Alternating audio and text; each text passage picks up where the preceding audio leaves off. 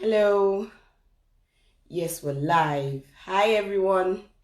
How are you doing today? I hope you're home. I hope you're keeping safe. I hope that you're maintaining social distance as much as you can. Hi, everyone. Hi, Kole.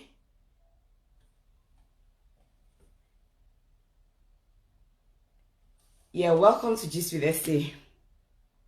Today we have a very special guest. Well, all my guests are special. Yeah, so we're gonna get started as soon as she joins in.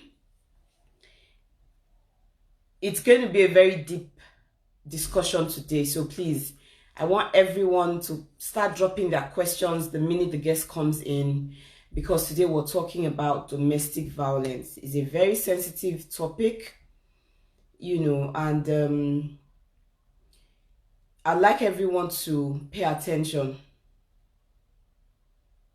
Ask questions where you need to ask questions. If you know someone that needs help and to get out of such a situation, you let us know, and we'll contact them or send information about how they can get help. Okay, so our guest is on.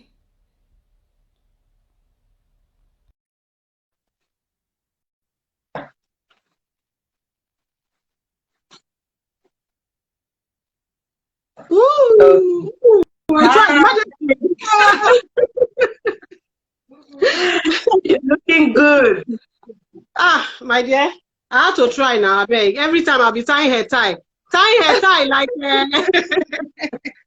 like one market woman is really. I'm telling you, but you look really good. How are you doing? Today, well, we've done today. Work. So Wow, yeah. you went to work today. Hello, Grace. No, I always do my counseling sessions on Zoom. Okay. Yeah, so I still have the people that I talk to. Yeah, every day, every other. In fact, every day. So yeah. Oh, okay, that's good. I'm happy to hear that. So yeah, people who are tuned in are listening in to the right person today. Hey, yeah, Okay, tennis so official. Thank you. Thank you. Anyway, Victoria. Oh, God bless you. Oh, at least since they are threatening me to die, when I die, please remember me for all the advice I gave you will you. not die. You will not die before your time. Don't worry, you're not going anywhere anytime soon. Amen. Amen, my darling. Oh, Thank you hi. for How are joining us you? on Gist with Esse. It's so good to have you. Thank you. Thank you. Thank you. You know, to most of us watching you, you're an idol, you're an icon, you're a legend. Yeah, okay, let me speak for myself personally. Yeah, that's how I see you. And knowing about your recent struggles has just made me see you on a different level. Like, this is a strong woman. This is someone I can draw strength from. So yes, I'm very happy that you could join us today. And the truth is, today's program, I don't think is going to go the way my programs usually go. The ask and respond. And so, like I've said to my audience, it's about domestic violence. And the topic is the strength to walk away. Because I need us to focus more on that. So I've got some questions, but I want you to just flow. Tell us your story, tell us a bit about domestic violence as it is and the early signs, then tell us your story. And then if I have something to say, because I want to interrupt you as little as I can afford to. That's the truth. So today I'm in class. I'm class captain of the viewers. You are a teacher, you're speaking to us, yes. So if I have something to say, like you're saying something and I feel I need to ask a question or get clarity, I'll raise up my hand. So if you ask me to speak, then I'll speak and ask the question. Otherwise, yes, let's just make it a free session today. We're here to listen to you. Okay. Thank you very, very much. But feel free to ask me any question at any time. I mean, I've talked about my story over and over, but that is before I started this mission, I had decided that, Victoria, are you ready for this? And it's taken me 5 years. Like everything I'm recounting now happened in 2014. So it's taken me all this time to heal, to check myself as well, because it's always good to check yourself. Because what happens is that you get to a stage where you actually begin to blame yourself, like, maybe it's my fault.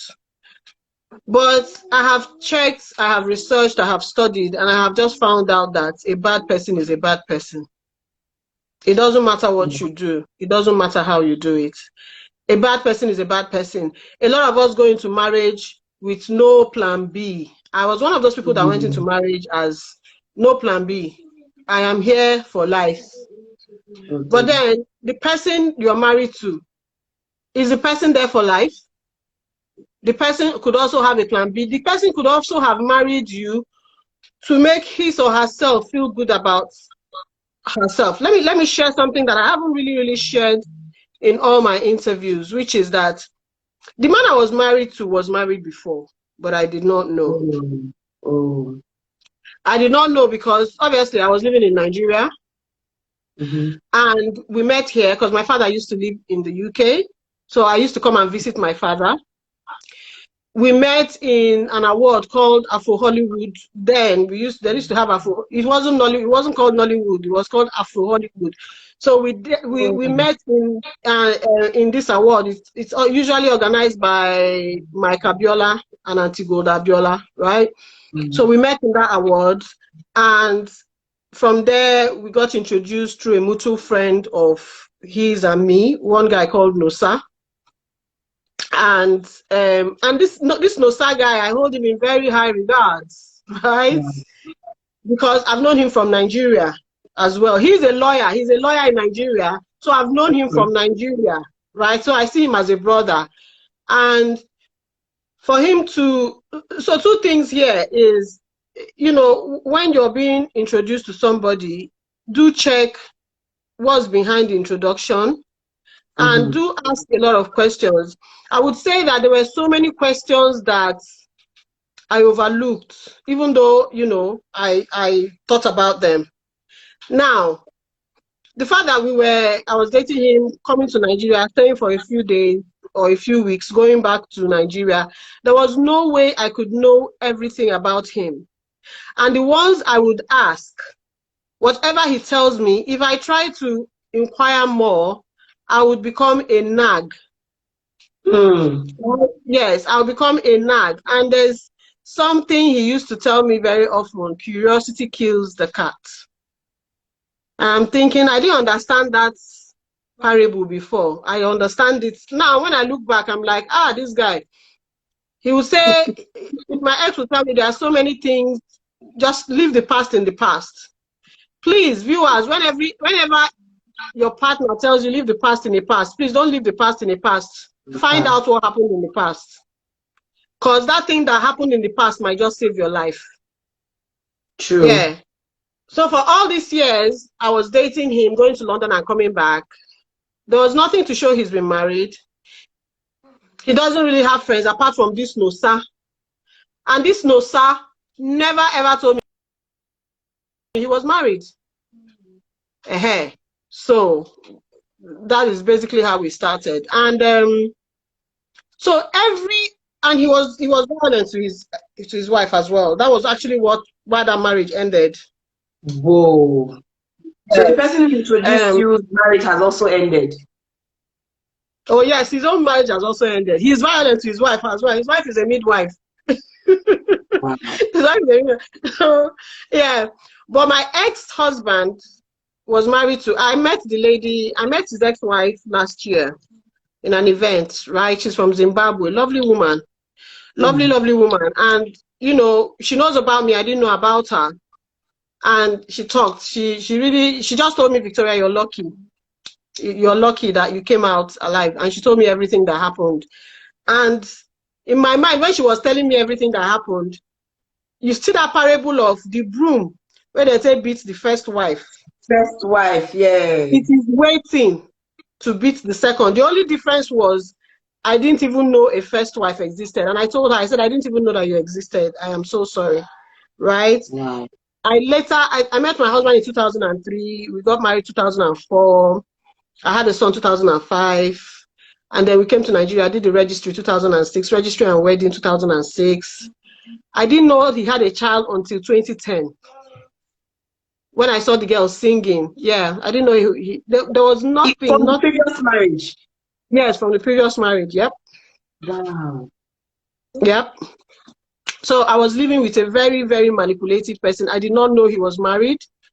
Yeah. Oh, Dolly just joined. Dolly knew me then. Dolly knew me. Dolly did a movie then. Dolly did a movie then. She didn't put me, and she was saying, Victoria, I don't want trouble from your husband, though. So, you know? Yeah, and yeah, so he was married before, and the same thing that caused that marriage breakup was the same thing that caused our marriage breakup, and he had a child, and I knew about his child in 2010. From how many years? That's 6 years after being married to you. Yes, and I knew about the child on I don't know if you know X Factor. The child was performing on this X Factor thing, and the name and the surname came up, and I was like, how come this person is bearing the same surname with you? Wow. Wow, what a coincidence. He didn't say anything. He didn't say anything until few days later, journalists were now coming to our house to look for him. Because obviously, the girl went on, I think she was 4th runner-up in Retail Talent. Yeah, she can sing. Yeah. So because she was 4th runner-up now, you know, so journalists were now coming to the house to ask him, you know, and one of the journalists' question was that, you abandoned this girl and the mom. Yeah, you abandoned her and the mom. So now she's now singing, she's now doing well, right? What do you have to say about that? So I'm like, what are these people talking about? Oh dear. Again, before he could explain that to me, he had to get a pastor. There's a pastor that I used to take as God. And he knows he was the only guy that can explain things to me, because I needed a lot of explanation. Because before I got married, I'm the kind of person, have you been married before?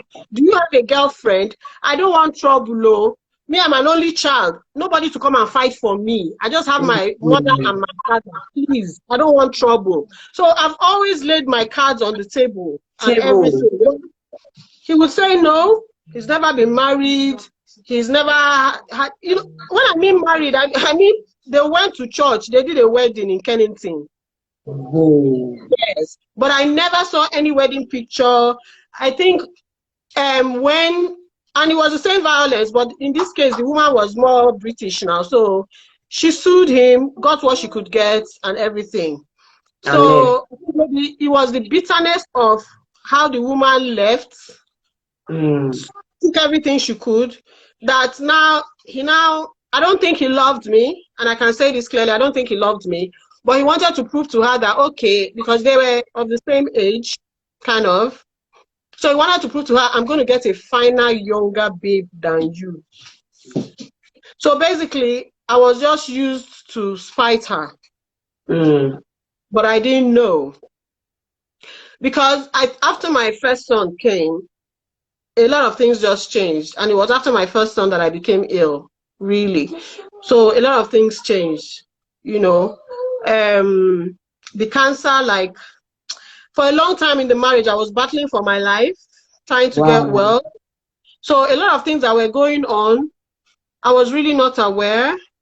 And let me put this here again, that whenever I come on social media and I speak against hitting children, it's because I'm very, very passionate about it. I grew up in a very, very strict home. My mom was a lone parent. So she kind of used a lot of beating, you know, as correction and training. I think in our time, you know, that was what it was, beating, punishment. But now, see what it does to the child. When I got married and my husband started hitting me, I didn't think it was anything wrong. I wasn't shocked. No, I wasn't shocked. How can I be shocked when my own mother that gave birth to me beats me? And then she would tell me, I'm beating you because I love you and I want to correct you. Yeah, And but then did you you, like the beating? Whether she was saying that or not, did you like the beating? I didn't like the beating, but if that is what you're used to as a child, and then you enter another relationship and it continues, you would not know the difference. Do you understand? Okay. You would know the difference, and this is the truth. Because let me tell you, if I came from a home where maybe there was no beating or smacking and stuff, and then I married and he hit me, I would have said, nobody has ever hit me before. Mm. Do you understand? Like, something is wrong. And I would have started to speak about it. But just like my mom, my mom would hit, tell you it's because I love you. I want you to change for the better. I want this, I want that. And then my ex-husband would hit, tell me it's because I love you. Mm. I'm not hitting you. I'm hitting you because I love you. Okay, I know that sometimes I lose my temper, but okay, I'm sorry. Okay, take this wristwatch or this perfume or this car. Now, my mother would do the same and she would cook my favorite food. Exactly. And you My will go mother and would eat not, the food. no. My Okay, mother so would we not see stop. it differently. Because if you beat me when I was young, I don't care what you Mhm. tell me. You shouldn't have beaten me. I won't eat that food. You don't, because you have So a when choice. I started dating, I used to tell myself what they used to do to me at home that I didn't like. I'm going into this relationship so I don't experience the same thing. So that was But what. So it's different. Well, I didn't grow up with my mom. So for your mom, you could believe when she says, "I'm doing it because I love you." But for me, I grew up with an older sibling. So to me, there was no. It's because I love you. To me, I just saw. I No, don't have this any. I don't have was any siblings, so I don't even. I wish I did. I don't have any siblings, so I don't know how it feels like to be. So my primary carer your was, mom. yes, and she was the person that used to instill what she called discipline. Yeah. And so me growing up, I would now feel that that is what discipline is. Is. That is a form of communication. Mm. So when that same behavior is being given to me by another person whom I trust, whom I love, just like I love my Yeah. mom, and I trust this person with my life, just like I trusted my mom for my care. So everything is, and the person is doing the same thing. Truly and surely, it wasn't a conflicting situation for me. It was normal. Wow. It was normal. So now that I have children and I don't use violence on my children, obviously, if somebody now uses violence, God forbid, they'll be like, my mama never slapped me before. As in, Exactly. so immediately they will know something is wrong and they will call for help. Mm. Because my own is my worst case scenario is go to your room, just get out of my sight. I don't want to see you. Mm-hmm. Which everybody will disappear and everyone will be quiet. I'll now start missing them. I'll tell, I'll come downstairs, but I'll explain to them why I chased them out of the sitting room. Mm-hmm. But we didn't grow up like that. So when I come now to say, stop hitting children, you're sending the wrong information. Permission, yeah. It's all in our head, it's all in our brain, it's all in our psyche. If you don't know how to dialogue with somebody and you feel violence is a form of communication, that is what the child will know. Yeah. Yeah? So all these, and things have changed. All the sparing the rod and spoil, things have changed.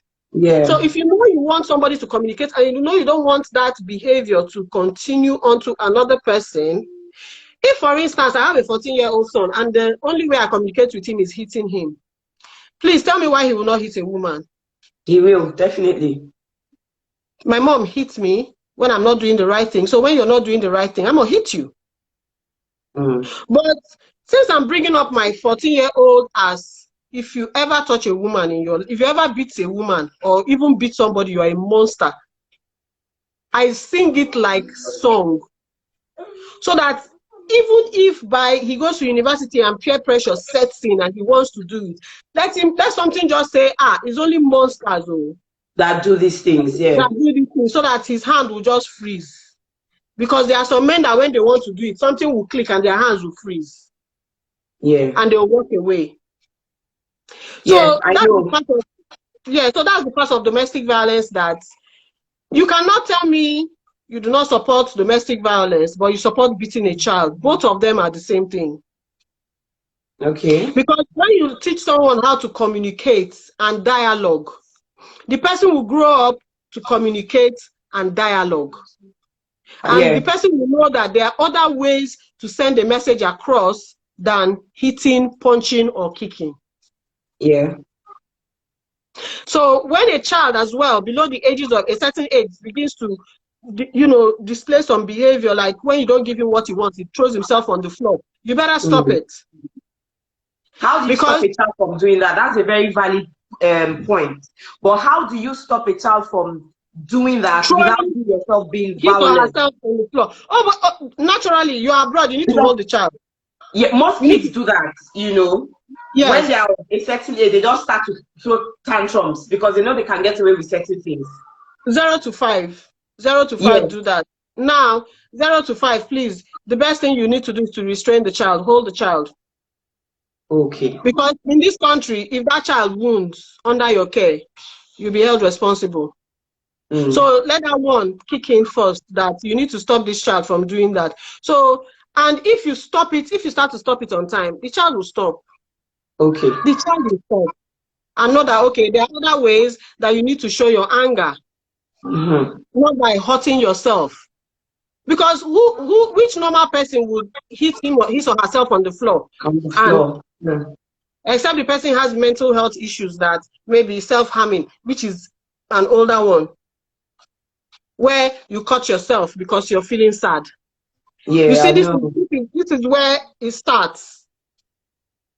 If you're not stopped from hurting yourself as a baby when you're angry, the person grows up and most likely 80% out of 100, they would start doing self-harm and they will start hiding it. Because that's how they are used to expressing their pain. So it all depends. Now back to my DV is, obviously when the lies started coming out, it wasn't good. But again, from chemotherapy, every other thing was coming up, from the treatments, and then I fell pregnant again. And the first time the doctors said, you're not supposed to be pregnant, you've just been through so much, your body has been through so much, it won't be safe to keep this baby, you need to take it out and blah, blah, blah. And again, the pastor was like, oh, don't listen to them, or don't listen. In fact, stop discussing anything with anybody, nurses, doctors. Just tell them you don't want to talk about it. Nobody's going to force you talk about it. And the doctor was like, oh, well, the baby already has a soul. So God that put the baby there is going to help you to, sort out the baby. So anyway, half of the time of the pregnancy, I was always in hospital. Yeah. Because I just couldn't carry it. And then before the baby was even full time, they had to bring the baby out. And then now the gap between when I was ill, got pregnant, hospital, this, hospital, that, the guy was living his own life. And I always say, to an extent, I feel he wanted me. Excuse me. He was living his own life how? Weren't you in the same house? Even though you were going in and out of hospital? Yes, we were in the same house, but there was no... He wasn't there. He wasn't there. He had his girlfriends, steady girlfriends, about 2 or 3. Yeah. While you were ill. When I was in hospital going through treatment, yes, that's what I'm saying. One of his girlfriends was living in the house with him. Okay, that's a lot. When I came back from hospital and I saw women's clothes and stuff, and I said I was going to throw it away, and he was like, no. Again, he brought the pastor, because whenever he wants to talk his rubbish, he will bring the pastor. And he was able to tell the pastor that he uses sex to distress. So because I was in hospital, it was affecting him. And because he didn't want to be going outside, he had to bring the girl. And when I had my son in October 2005, I was diagnosed in November. But Of they that told same me year. of that same year, yeah. But they told me to go and breastfeed because you know this place now, anything for breast milk is like, please, we will not stop you from breastfeeding. Go and breastfeed, Mm. eh? We have checked the growth. We don't think it's going to go so bad. So breastfeed, when you're done with breastfeeding, then you come back and we'll sort you out. So I went, breastfed and everything, came back. So I did my operation on the 22nd of November 2006. Okay. Yes, because before then I had to go to Nigeria, come back with my spouse visa and stuff. Yes, so November 22nd, 2006, I did the surgery in my head. It took a long time to heal. They cultured what they brought out and found out it was growing. Okay, So the cancer that you had, what kind of cancer was it? it's called the cancer of the parotid gland. So there's, I don't know how to explain it. Anyway, doctors will understand. But it's something inside the head. So Okay. they had to cut off my ear. They had to cut off this ear, Sha, and go into the head. So, and then later I had to do radiotherapy and Okay. chemotherapy. And all this takes a lot of time because the chemo was for about 3-4 months, and then they will allow you to rest, and then you come back for the other one. So, and cancer treatment is the worst treatment for an illness. As a matter Mm. of fact, the cancer pain is not that bad. It gets very bad when you start taking treatments, Wow. right?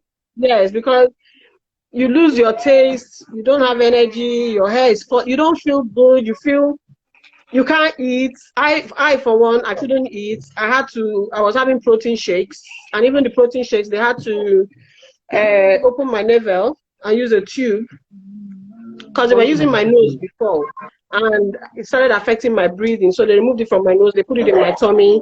So I had direct feeding tubes inside my tummy, and that's what makes you lose weight. Because when you're having cancer treatment, you cannot taste food. Food Mm. tastes like um, sawdust. Oh There's no dear. taste. You cannot taste pepper. You cannot taste salt. You cannot taste anything. And then because mine happened close to my brain, I did not have the ability to swallow. I didn't know how to swallow. So most of the time, something could be in my mouth and I don't know what to do because they touched a nerve in my brain, very small, but that nerve it was controlling. You see our head, our head is very, very important because they were controlling the nerve in your head. Okay, for mine, the nerve affected my shoulder, my taste buds, and my memory a bit. Oh A dear. bit. Now that's my memory that it affected was what my ex now capitalized on. Oh. So a lot of the times when, like, there was a day when I came home from hospital because there was no space and I had to go home anyway.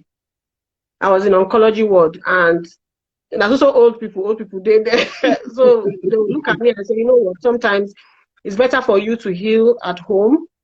Mm. So when I got home, there was this particular day I remember so well. I needed my medication, and I had a friend whom I thought was a friend, whom she would come help me in the house, to be honest. She would come help me in the house.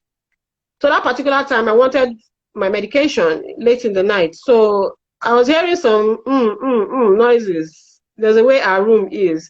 I had to move from I had to move from my matrimonial room because my oxygen, I had sometimes it affected my memory today. I don't know how to breathe, right? I don't know how to take in air. I don't know Okay. what happens is that you don't, I could be looking at you, but I know you, but I can't remember your name or where I met you. Oh, yeah. Yeah, something like that. So I went to the room to beg for some water and my medication, and I saw them doing doggy. I remember that one very, very well. They were doing doggy, so they Your didn't see me. friend. Yes. She has apologized, though, in case she's watching. She has apologized, but she's part of my story, so I would always, it's never going away. So I had to Wow. wait because I was too weak. I had to wait for them to finish. So when they finished, and you know that sometimes when you're in a state of, when you see something and you're both shocked and hazy, you cannot swallow, you want to swallow spit, but your throat is dry. So in fact, I don't know how to describe that feeling. So I just stayed there. When they had finished, and I called her, I said, please, can you help me with my medication and water? Yes. And she was like, oh, you came out of your bed. You're getting stronger. Okay, let me help you. So she gave me my medication. Then I was on Oramoff. I don't know, most people that are here, they'll know what Oramoff is. It's like heroin. So what it does, it helps me with the pain and it makes me sleep. So I was always on top of the pain. Yeah. So I went to bed. So the following day, I don't know, he was down doing something. Anyway, I went to him and I said, I saw you and so. You guys were making you were making love. You're having sex. He said, "You see, I told you that medication is affecting you, me." And the best He answer said, award goes to. he said, I told you, you are going mad. Oh my I've told you to goodness, that's so stop talking, mean. stop saying all these things. When did you see me? Me? Okay, so what was I doing? I said you guys were doing doggy style. I said, but at that time I wanted my medicine, so I just told her, and she gave me my medicine. She said, see, you caught your friend having sex, and she actually gave you medicine. You see that you're mad. You are mad. Wow. Why would she give you that medicine? If you saw, so you couldn't do anything. I said I couldn't do anything. I was too tired. I was too weak. You know. Please, I need to show me. Somebody said, Ibe Ike, you need to show us the picture. Ibe Ike, all the years I was married, I did not have a phone. I was not allowed a mobile phone. He didn't let you have one. No, I didn't. He had a phone, so if you needed to contact me, you need to call him. Wow. Yes, there was just the phone and the landline. The landline was also in his office because he had an office in the garage in the house. Okay. Yeah, and I wasn't allowed the phone because I was a full-time housewife. Where am I going to? If I Yes, had to or go, did that raise, some sort of red flag for you, like, or you already know that, okay, this is my situation right now, and I just have to deal with it. I didn't. Don't forget, I don't see anything wrong with it. Okay. You just thought he was doing the It right was thing because he normal. loves you. It was normal because, you know, let me tell you how abuse starts. Abuse is not directly, they don't start with being violent and everything. Continue, okay. Abuse starts with, oh, you're lovely, you're wonderful, you're the best. They start to make you feel. Abuse Good about starts by, yourself. I don't want you discussing anything with, this is our house. And your Mm-hmm. friends are jealous of you. You see, this our big house. I don't want you keeping friends because these people, they are so jealous. They'll start telling you things, and you don't want to hear that. And you know that you're an actress. You need to keep a mystery about yourself because if people know too much about you, they will not value you anymore. You just become like any other normal person on the street. But when people don't know too much about you, they reverence you like, oh my God. So you shouldn't be discussing anything with anybody. Not your mom, not your dad. Then my dad was still alive. My dad died in 2010. Wow. Obviously, I wasn't allowed to have friends. The only friends I had were his friends' wives. So his friends, few of it, like two or three of his friends' wives, then I had one friend that used to reach out to me where I used to make my hair, the salon, Vera. She's like a sister now. She just she kind of noticed what I was going through. So she was always reaching out. If she doesn't see me for a few days, she'll know I've been knocked off. She'll bring me food and stuff. Yeah. And then, so so that Timmy, you're gonna have to go upstairs. No. Okay, go to Mark. Mark, sorry, Jerry. This give Timmy, put his tablet on because Where is your tablet? So this one now will do. No, all this thing, 1 hour no fit do. You know why? I like to use my experience and to tell you how it is in other reality and to explain things. Like, I don't mind having any questions because, and you know, my biggest prayer, I want this guy to one day come out and say, Victoria, you are a liar. Everything you have said is a lie. Now let me disgrace you. I want that to happen because I know that. But you know, from the little you said about him, he might be able to do that. No, let him do it. No, but I also have other things. Then if he does it, then I'll be mentioning names. Okay, because he sounds like that kind of person. And like you said before, the things that he has used against you, like, oh, your memory loss and all of that, that's what he will try to. But for me, for people like that, people like us who don't, believe that there should be any reason for violence at all. So a man doesn't have an excuse.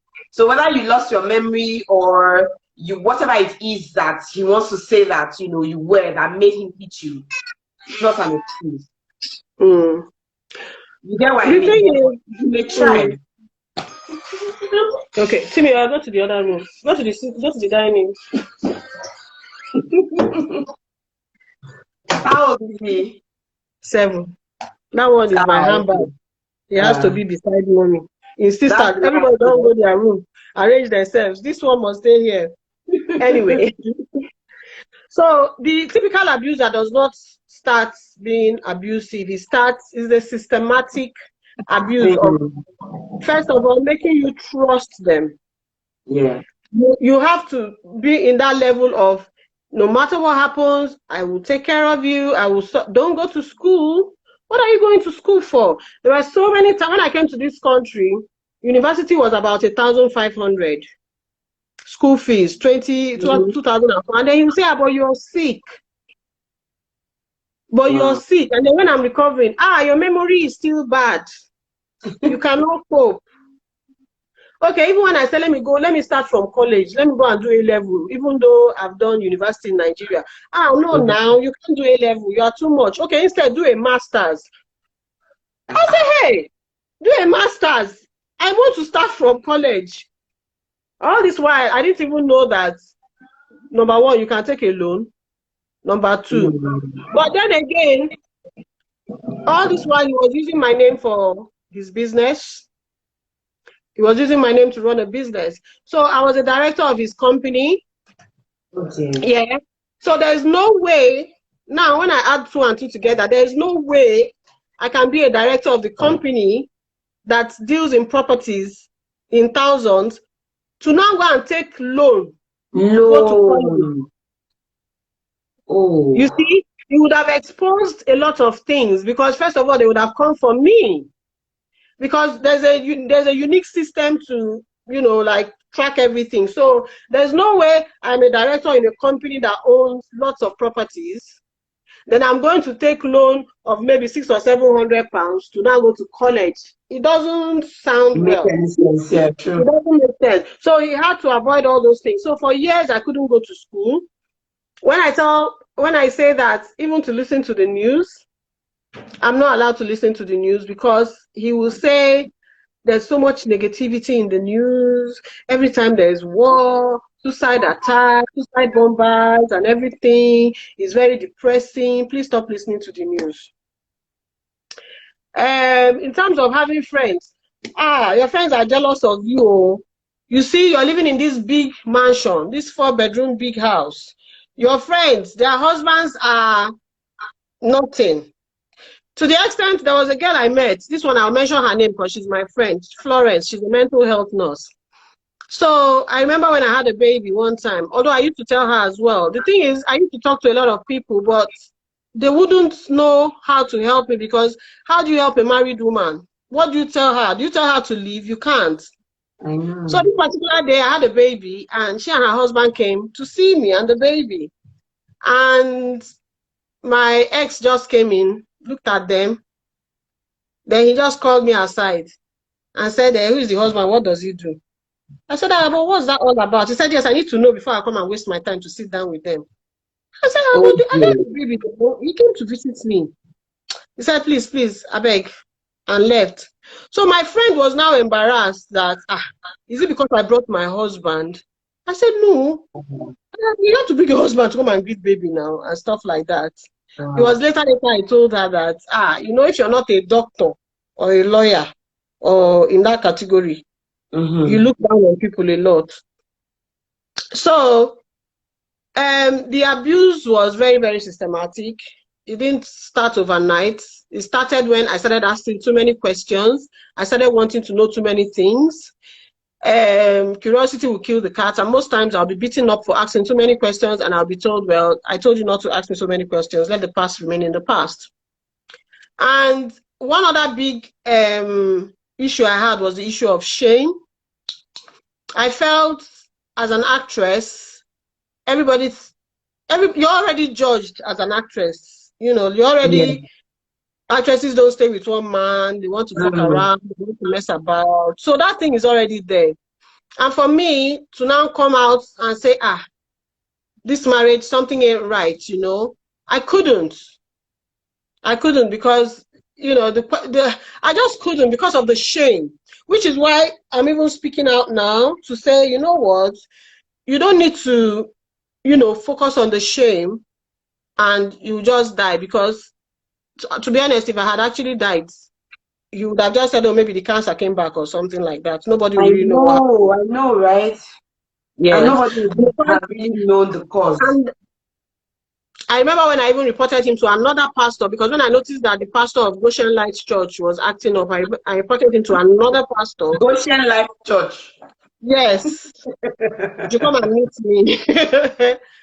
And when I reported him to another pastor, that pastor was like, why did you put your family into such risk? Because your girlfriend, who is your wife's friend, she could have poisoned your wife and nobody will know. Because the wife is seeing her as a helper, coming to help, take care of me, my baby and everything, cooking. And she would have poisoned everything. And would have, I would have just, I said, no, she won't do that. She won't do that. She's our friend. She won't do that. So that was it. And then my mother, again, the abuser would use all your weaknesses. Yes, to manipulate whatever. How? He knew that from what I had told him about how my mother would beat me and discipline me and everything. He knew that the relationship between me and my mother was not that tight, wasn't that strong. So for anything he would do, I would tell my mom. My mom would say, hey, you got married to run away from me now. Sure, you said I'm a bad woman. No, you have seen badness. Me, I am now Deborah. You've not entered. I remember another time I caught him having sex with, this time his secretary, one South African girl like that. And I cried. I was heavily pregnant. I was like 7 months pregnant. I cried. I called my mom on the phone. I cried. And my mom was like, when they circumcised him, did they use your dick? I mean, did they use your name to circumcise his dick? Why are you crying?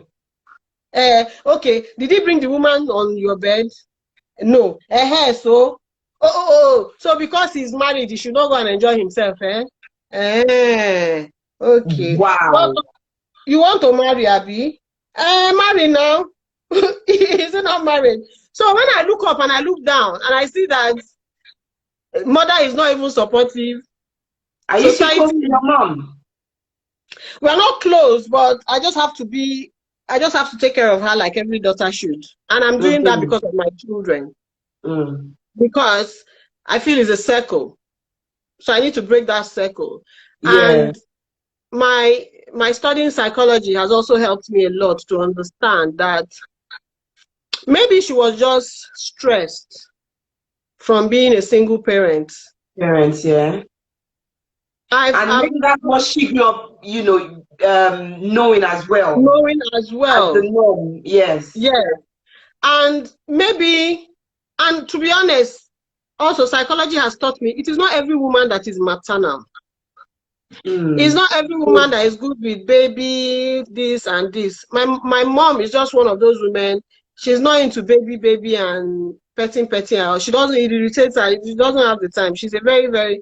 So after that episode, I stopped discussing anything with her because the next thing she did, she now called the guy. And me, I was even happy that, my mother will kill somebody today. For where? My mother was like, Victoria called me now and she's crying that she caught you having sex with somebody else. And I told her, did they use Victoria to circumcise you? Please, my son-in-law, don't mind that girl, enjoy yourself. What's there?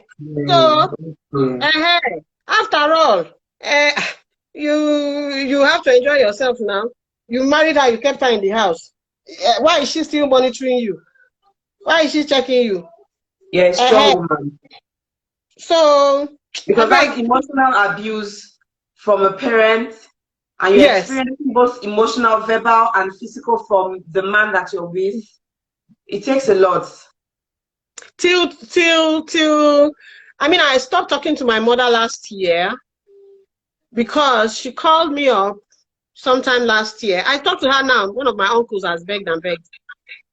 And because she wanted something and I wasn't able to give her at the time she wanted. She needed some money for something. I told her, mommy, at the end of the month, when they pay. She called him and he gave her money.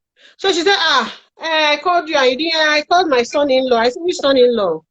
I said, after everything that he has done to me, you still call him to ask him for money. Wow. Meanwhile, the guy now is telling my friends, she cannot feed her mom. See, her mom just called me now begging for money. I just have to pity her and give her money.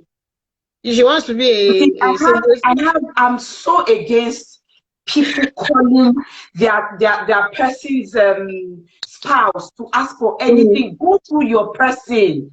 No, my mom is not like that. No, you don't do it. I won't call my brother's wife and ask for anything. I will go through my brother. I won't call my sister's husband to ask for anything. I will go through my sister. If she says no, the end. No, see, in my culture, I'm Igbo.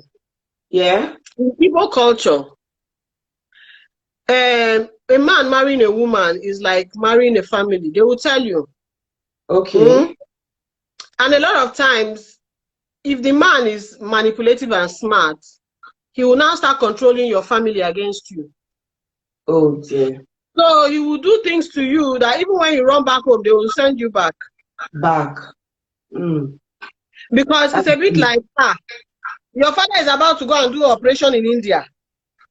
And because your husband beat you, you are coming home. You are not coming home, Go. Who is going to pay for your father's operation? Oh, he beat you. I have seen situations where the man will beat the woman's family will go and beg the man. What? Oh, yes. Ezra, please, I'm telling you reality. The man will beat the woman, but due to financial involvement, maybe the man is the one paying for her brother's school fees in university. He's paying for her brother's school fees in university. The father is sick and needs money to go to India to do operation. And this so they can get that money to open. You want your father to die. They will now start blackmailing you. You want your family to die because he beat you. Your mother will even, your father, all of them will go and be begging the man, please. Don't mind our daughter. She's a child. She's just being childish. Oh, she's being a child. Please, forgive her. She ran back home. You see, it's because we love you. We've brought her back. He brought her back. So Oh. that makes my mom. So now anything he does, who else would I call? You understand? He will Yeah. say, after all, your mom said, even in court, when I took him to court, in one of his statements, he said, my mom said I have mental health issues, that I'm mad. Wow. And that he can prove that I'm mad because of the kind of medication I've been taking. So I even had to go to my GP and get all my medications. And most of these medications, I stopped taking them like maybe 5-6 years ago. Because the only medication I'm on now is for pain. Because where I did surgery, the beating, the slap, wait, don't slap me for there. So basically, I don't know how you're going to see this. So this is where they cut off my ears from, right? Okay. I don't know if you can see that, yeah. So yeah, the scars are still there to an extent, I think. So yeah, somewhere here. Yeah, I can see that. Yeah. So that's where they cut off my ear from. So from all this side, and they took it out. Now this guy, when he wants to slap me, he will slap there. It got to a stage where I used to even tell him, please, when you want to beat me, please don't beat me on that side. Beat me here. Yes. Because when he's in a rage, if he does not hit me, it's not going to end. So instead of extending that time, please come and hit me, but don't hit me here, because when you hit me. But now, over the years, because he used to hit me there after the surgery and everything, the place still hurts. So I have to be on not a very strong like lopritilene painkiller. And then again, I was clinically depressed all through my marriage. So I'm still taking the medication once in a while. No, I don't take it much now, but with all this COVID anxiety stuff, I started getting scared. Again, I started getting very, very anxious. So I had to go back on lopritilene, but just 10 mg. Yeah. So he was very, very systematic and getting my mom involved. So at the end of the day, there was no support. And I didn't know that every support I needed in this country was here. But first of all, they block you off, telling you, for me to watch a TV program, my ex had to be there to authorize it. This sounds like, I mean, it sounds like a movie to me, because No, I know it's there's not a movie. Okay, I've had a friend who had an abusive marriage. So to a little extent, I know, but it wasn't this deep. It wasn't this deep. Okay, mine was very, very deep. Then, if he didn't want, obviously, most of the time, all these our smart TVs now, there's no on and off button. He uses a remote. My ex-husband, he will switch off the TV and take the remote. And he will tell me, don't laugh, oh. He will tell me. You see in movies that you laugh and say, this person is what movie? Even now in real life, this thing that I'm talking about now, there are women that it is happening to now. Now, yes. Okay, let me cut you there, because Instagram is probably going to log us off in about a few minutes. So tell us in practical steps how someone who is going through this now can live. If you're abroad, any country abroad, please go to the system. Go to the states, call the police. Please, there is no shame. There is no my family this, my family that. In Nigeria, it's a different ball game. Because if you report to the police and the man has more money, I don't know how the police will arrest him. I know. But here, in the UK or America, no matter, even if the guy is Donald Trump PA, they will arrest him. They will lock him up. Yeah, there's help, as in they will remove you and the children, like they removed me and the children, they put us in a refuge when an incident happened, and from the refuge, so there's help here.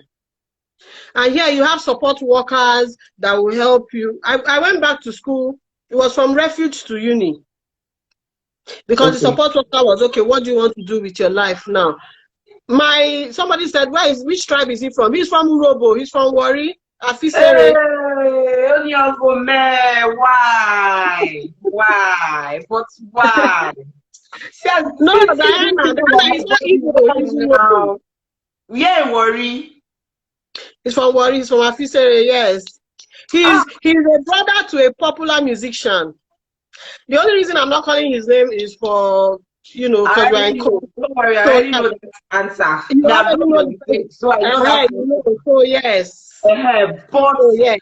that's very painful. Even that All musician, these robo men are not like even that. that So like, you musician, find another robo man, don't run.